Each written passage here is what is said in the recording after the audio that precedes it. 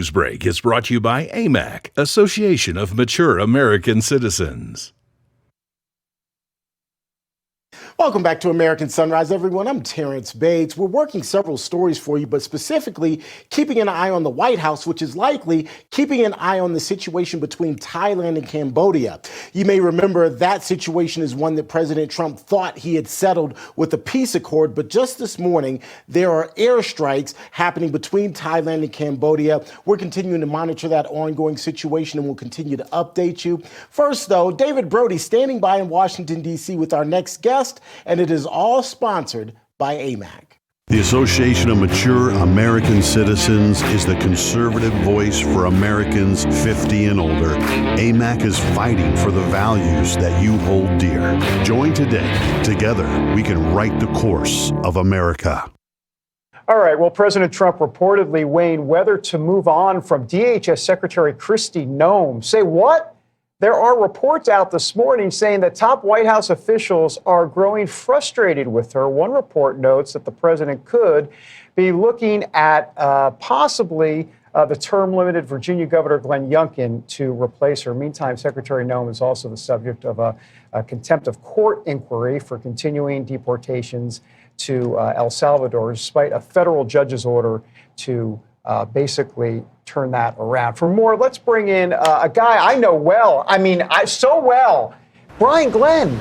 Hello, Brian. You know, good morning, David. A lot of people don't know at home that we do mic checks. I'm usually at the White House, and I'll say, give me a David Brody mic check. But this morning, I get to do it live here in the studio, so it's good to be here. Thank you for doing that, by the way. Yeah. You realize I can't ask you any other question other than just looking at you and thinking snow angels. That's it. That's all. Was that not a classic moment? Oh, it was phenomenal. It was phenomenal. And I want to thank Terrence for daring me to do that. That's right. I did legitimately look around to see if there's any Secret Service that might say something.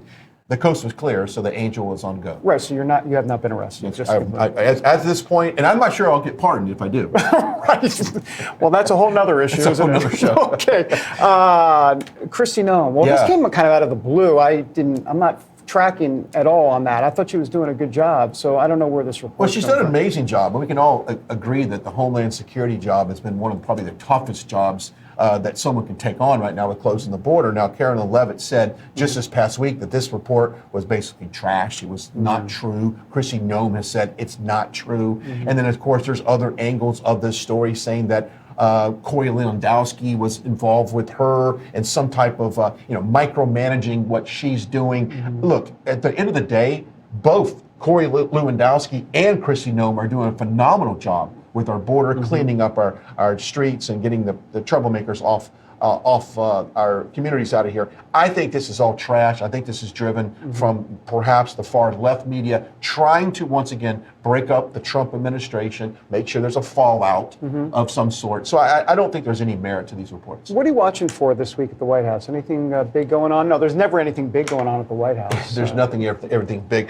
Actually, when you look at like the economy, I know that President Trump tomorrow, and I'll be traveling with President Trump tomorrow to Pennsylvania to talk about the economy. Yes, sir. Okay. And so I think his message on affordability and make sure, he can kind of stay in touch with the people that are struggling. He's getting the messaging on that. And so I'm happy to be with him tomorrow. So I think a big focus on the end of year holiday affordability and going into next year, what these tariffs will do to our economy. Brian Glenn, great to see you in person. Great to see you. I knew you existed, but I now I have confirmation. And you don't wear any makeup. I've always been told in the air that you wear a ton of makeup. I don't see any on you. No, well, take a look at the neck. Yeah, I need some Botox to the forehead. Other than that, I'm makeup free as well. Okay, great. You and I are a pair, aren't we? Yeah. All right. We've got a lot more a lot more coming up. First, what am I even doing, Brian? I have no idea. Let's go to Tracy Anthony. That's a good idea. She's got the forecast from WeatherNation.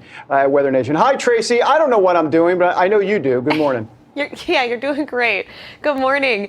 Across the nation, we've got a few trouble spots, and the Mid-Atlantic is one of those areas where they're dealing with a little bit of snow. We've got winter weather advisories, but from Richmond back towards Lexington, that's where we're going to have a couple inches of snow stacking up to start off the day. Now, the north central plains, they are going to be dealing with several clipper systems that are going to push across the area. So those are fast-moving low-pressure centers that often bring just a quick dusting of snow, but also very powerful winds, and it reinforces those chilly temperatures. So brace for that. That's why we have some winter weather advisories. And then out across the Pacific Northwest, it's another atmospheric river that's setting up, and this one we call the Pineapple Express because the moisture that's going to be moving on shore across the Pacific Northwest comes from areas around Hawaii. So that's that stream of moisture, but they're going to have the threat for flooding all week. So a lot of activity from coast to coast, mainly wintry weather though. Hey, Tracy, good to know. I've heard the Polar Express. I never heard of the Pineapple Express. Thank you so much. Yeah. You're the best. Hey, it's great to meet you finally on television. Yeah, Terrence right? always hogs these. Gosh, we gotta figure that out. Thank you. I know, it's fun to Tracy. see you guys Appreciate all in the studio together. I know. I mean, we got to do it more often. Thanks again. Appreciate you. Yep. All right, up next, ICE is conducting operations in Minneapolis. Good. As part of enforcement. How many arrests have been made? Question mark. And how is the legacy media portraying their efforts? We're going to find out about all of that on American Sunrise. First, though, a quick look at this day in history.